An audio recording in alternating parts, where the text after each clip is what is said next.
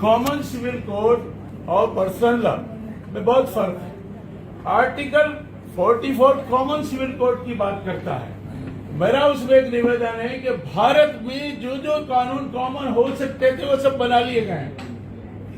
Personal law एक अलग चीज है, यानी हर मजहब के लोगों का शादी, निकाह, तलाक और मीरास के मामला कुछ फर्क है। अच्छा, रहा सवाल डायरेक्टिव प्रिंसिपल का, तो डायरेक्टिव प्रिंसिपल में तो बहुत सारी बातें हैं। सिर्फ पर्सनल लॉ को खत्म करने की बात क्यों की जा रही है?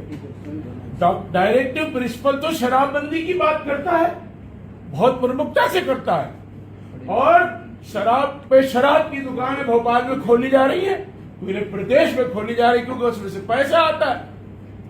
तो जो चीज पहले हो जानी चाहिए थी वो नहीं की गई, आज तक नहीं की गई। समान कार्य के लिए समान वेतन की बात भी डायरेक्टिव प्रिंसिपल कहता है। जो प्रॉपर्टी है, पैसा है, उसको भी विकेंद्रीकरण की बात करता है, उस पर कोई बात नहीं होती। जो मालदार है वो मालदार से मालदार होते चले जा रहे हैं और गरीब से गरीब होते जा रहे हैं। भौतिक संसाधन की भी बात करता है। मां और बच्चों के लिए 6 साल की उम्र से छोटे बच्चों के लिए भी बात करता है। तो मेरा निवेदन है कि सारी बातों पे बात करना है। भैया पालीलाल, तो जरा सा मैं सबकी इजाजत से 2-4 बातें गुजारिश करना चाहता हूं। जो हमारा पर्सनल लॉ है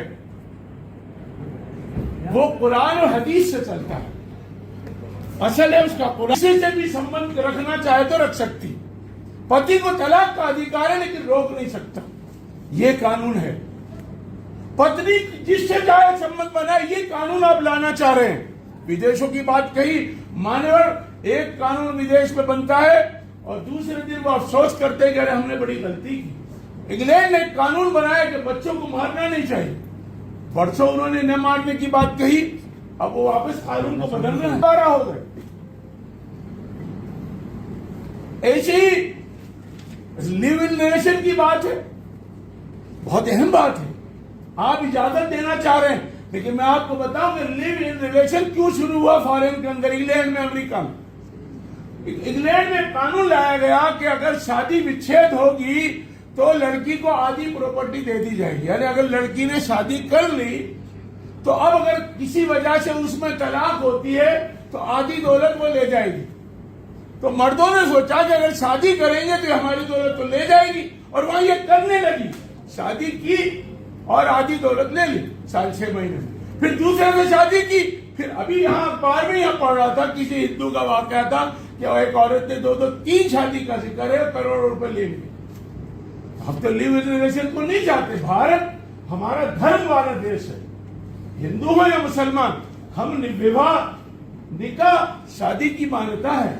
अवैध संबंधों की मान्यता भारत में नहीं है। तो मेरा निवेदन है कि विदेशों की नकल न की जाए। हमारे देश की संस्कृतियां हैं, हमारे देश की परंपराएं हैं। अंग्रेजों ने भी जो कानून बनाए थे, अगर मुसलमानों के हित में कोई कानून बनाए थे तो वो मुसलमानों से पूछकर बनाए थे। जहां तक आज सती प्रथा की बात कर रहे थे, वो सारा समाज उसके लिए मुत्तफिक हुआ था। आज भी समाज में बुराइयां हैं, लेकिन समाजी स्तर पर ही ठीक करने की कोशिश की जाएगी। आप बात कर रहे हैं लड़का लड़की को मीरास में बराबर हक देने की, जो हमने सुना है। पहले एक और आपत्ति तो मैं ये बात कहूं कि कॉमन सिविल कोड की बात पूरे भारत के लिए लाई जाने वाली बात है। तो ये कंकड़ लिस्ट में है कि प्रदेश कानून बना सकता है, लेकिन बात तो पूरे भारत की जब हो रही है तो अलग अलग स्टेट में क्यों बनाया जा रहा है? उत्तराखंड में अलग, गुजरात में अलग, मध्य प्रदेश में अलग।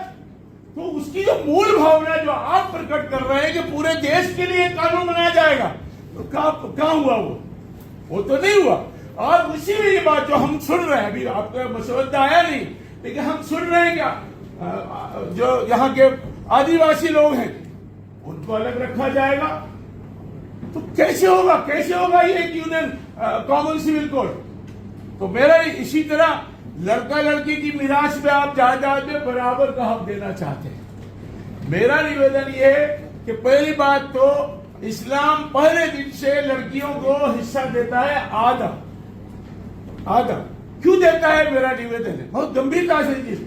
जब लड़की की शादी होती है तो लड़की को दो जगह से हिस्सा मिलता है, एक उसके वालिदैन से, बाप की तरफ से, और दूसरा हिस्सा जहां वो जाती है शादी होकर, और लड़के को नहीं मिलेगा। क्या लड़का अपने ससुर की जायदाद में हिस्सा ले सकता है? नहीं ले सकता। तो लड़की को दो जगह से, तो इस्लामी लॉ है।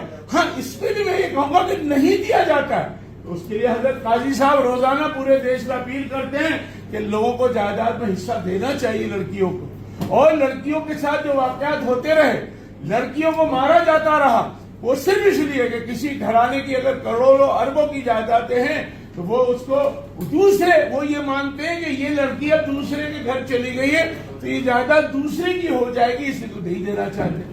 तो आप जो मैंने सुना है कि आप ऐसा लाना चाहते हैं कि बराबर बराबर हिस्सा मिले, तो ये तो अमरन गलत है।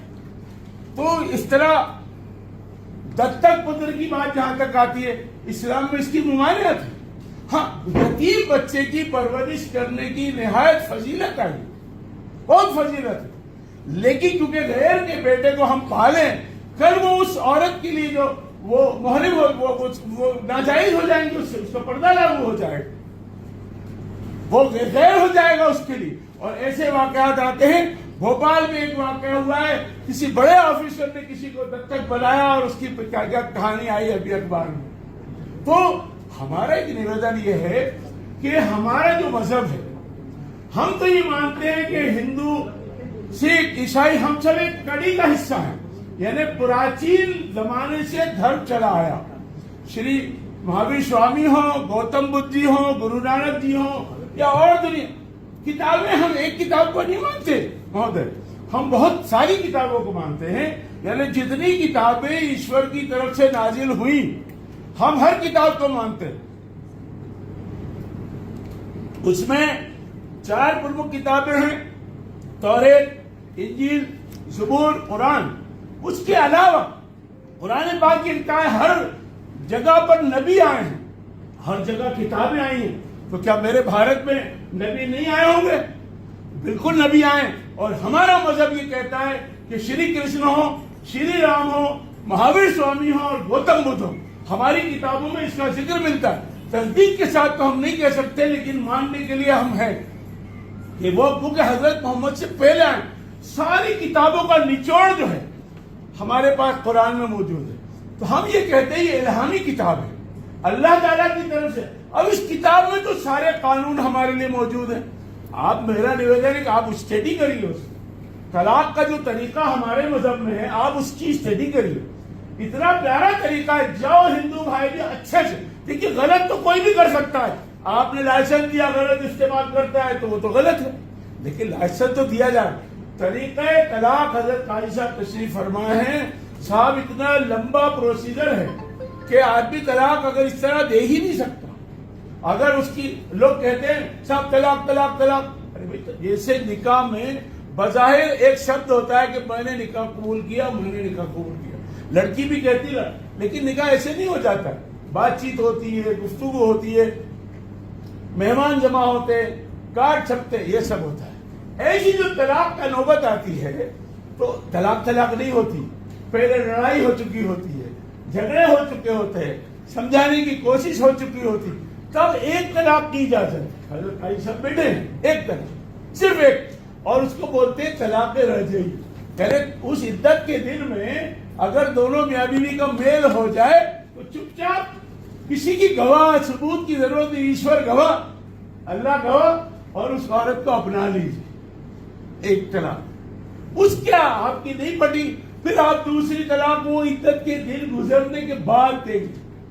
वो इद्दत के अंदर फिर आपको गुंजाइश है, आप लड़ लिए थे, बदतमीजी कर ली थी, अब आप काजी साहब से निकाह करवाइए, 2 मौके दे दिए। अब तीसरा जब मौका होगा तब वो कहलाएगी मुगल्लज़ा। अब आपके लिए औरत हराम हो गई। अब लोग कहते हैं साहब आप इजाजत क्यों नहीं दे? अरे भाई, अभी तो इससे तलाक हुई है, जब इससे तलाक हुई तो कैसे उसको रखेगा वो, और कैसे उसके पास जाएगी। लेकिन अब इस औरत को आजादी मिल गई तो वो जहां चाहे निकाह कर ले। उसने निकाह कर लिया, कोई हलाला का कम वो नहीं है हमारे इस्लाम में, गलत पाया नहीं है। ऐसा तशरीफ रखते, कोई कम वो कॉन्सेप्ट नहीं है। इख्तियार दिया उस औरत को, 3 तलाक के बाद उसको इख्तियार है कि अपना निकाह कर लिया। अब निकाह कर लिया, दूसरे शौहर के पास गई, साल 6 महीने 2 साल रही और उस शौहर से भी नहीं पटी और नाराजगी हो गई और उससे भी तलाक हो गई। अब इसके बाद एक पहले वाला शौहर था जिससे तलाक हो गई, एक अभी जिससे तलाक हुई है, तो ऑप्शन खुला रख दिया गया कि तू चाहे तो इस पहले वाले से निकाह कर सकता। मैं बात खत्म करना चाहता हूँ, 2-4 बात और मेरे मान्यवर, इतना बदनाम किया गया। मैं ये कहता हूँ कोई तलाक समाज में नहीं होती। आयशा मौजूद है, मेरा इतना बड़ा लाखों का खानदान, एक आध केस भी नहीं हुआ होगा। और कोई आता है मामला तो हम लोग आपस में बैठ के ज्यादातर सुलझा लेते हैं। आप क्रिमिनलाइज करना चाह रहे हैं ना, आप ऐसा कानून लाएंगे कि अब किसी को तलाक देना हो तो वो अदालत के बगैर तलाक संपन्न नहीं होगी।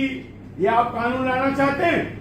हम आपस में बैठ के काजी साहब के साथ बैठ के, या भारत के अंदर पंच परमेश्वर का एक तरीका रहा है, 5 लोग बैठ गए, 5 लोगों ने बैठकर समझाने की कोशिश की, नहीं समझ में आया तो कागज पे लिख लिया कि पति पत्नी का अब रिश्ता नहीं निभ रहा है तो तलाक, उसकी कुछ शर्तें होती हैं कि भाई उसको मेहर वापिस देना होगा। तो मेहर कितना होगा ये तो तलाक के वक्त लिखा जा सकता है। तलाक के वक्त बहुत सारी शर्तें भी लिखी जा सकती है, यहाँ तक कि लड़की तलाक देगी ये भी लिखा जा सकता है, लड़की को इख्तियार भी दिया जा सकता है। आप इस सारी चीज को क्रिमिनल, और मैं हिंदुओं की बात करूं, हिंदू भाई मेरे हैं, मैं हिंदुओं के बीच में हम रहते हैं, हम बड़े हुए। हमारे देश में तो पीपल के पेड़ पे भी सौगंध खा लेते हैं, हमारे देश में तो फूलों की माला को डाल के भी शादी कर लेते हैं, हमारे देश में तो बहुत तरीकों से शादी होती है, सिंदूर भर दिया तो शादी हो। आप ये चाहते हैं कि सिर्फ एक तरीके से शादी होगी, यानी रजिस्ट्रेशन आप क्या होगा तो मान्यता होगी। तो मैं तो समझता हूँ मेरा पूरा देश इस बात के लिए तैयार नहीं है। आप लाइए कानून, सिविल लॉ, सब कंपनी लॉ, दूसरे लॉ, सीआरपीसी, सीपीसी, आईपीसी, सब लॉ सबके लिए होते हैं। पर्सनल लॉ को मत छेड़िए। हमें अपनी मर्जी से, ईसाइयों को अपनी मर्जी से, हिंदू भाइयों का क्या ये पर्सनल ये लाएंगे कि काजी साहब जाके पंडित जी का निकाह पढ़ाए, या पंडित जी आके हमारा निकाह पढ़ाए, या सारे लोग पूरा। अरे भाई आदिवासी लोग जंगलों में रहते हैं, गांव कलेक्ट्रेट से रजिस्ट्रेशन ऑफिस बहुत दूर है। अरे बेचारे ये ईसाई लोग, कोई बीमार होता है तो इलाज कराते, गांव में इलाज की सुविधा नहीं है और परेशानी है। मेरा निवेदन हाथ जोड़ के है, आप कॉमन सिविल की बात करें तो पूरे देश की बात करिए, प्रदेश में मत फसाद फैलाइए, अमन शांति से रहने दीजिए। फिर लाना है तो दिल्ली में बैठ के संसद, वो सारा मेरी स्टडी है, संसद में लाइए, हमारे बड़े लोगों से बात करिए, हिंदुओं के महात्माओं से बात करिए, कोई चीज लाइए। लेकिन ऐसी चीज करके जल्दबाजी में और अखबार में बयान दे रहे हैं कि मुसलमान राजी है, कोई मुसलमान राजी नहीं है। अगर 2-4 वे पढ़े लिखे राजी हो गए होंगे उससे कोई मतलब नहीं। बहुत मुद्दे हैं देश में, अच्छे से चल रहा है, अब हमारी कजिया चलती है, ये तो बगैर खर्चे के फैसला कर देते। पंच परमेश्वर का यही था। अभी लोग कहते हैं कि ये अलग से न्याय व्यवस्था, अलग न्याय व्यवस्था नहीं है, ये न्याय व्यवस्था को सपोर्ट करने की व्यवस्था है, आपका सहयोग करने की व्यवस्था है। अगर हिंदू भाई भी मेरे घर आ जाएं और मुझे पंच मान लें, होता है मेरे साथ, कई झगड़ों में मैं चला जाता हूँ, कई बार हिंदू भाई मेरे झगड़ों में आ जाते। ये भारत की पंच परमेश्वर की परंपरा, आप इसको समाप्त करना चाहते हैं?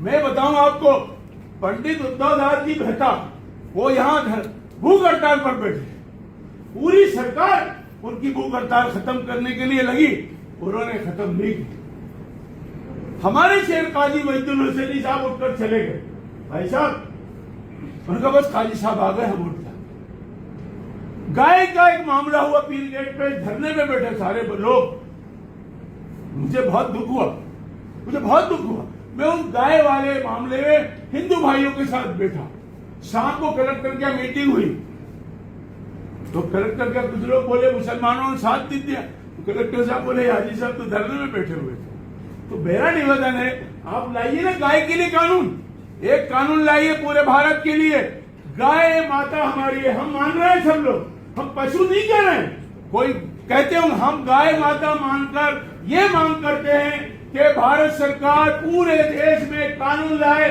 कि गाय बेचने वाले पर सजाए मौत का कानून बनेगा। सब लोग मुत्तफिक हैं, कोई गाय नहीं बेचेगा, भारत से गाय एक्सपोर्ट नहीं होगी और गौशालाओं का बेहतरीन निर्माण किया जाए। हम उसके लिए सहयोग करने के लिए, दिमाग लगाने के लिए बिल्कुल तैयार है। आप लाइए, आप क्यों पर्सनल लॉ के पीछे पड़े?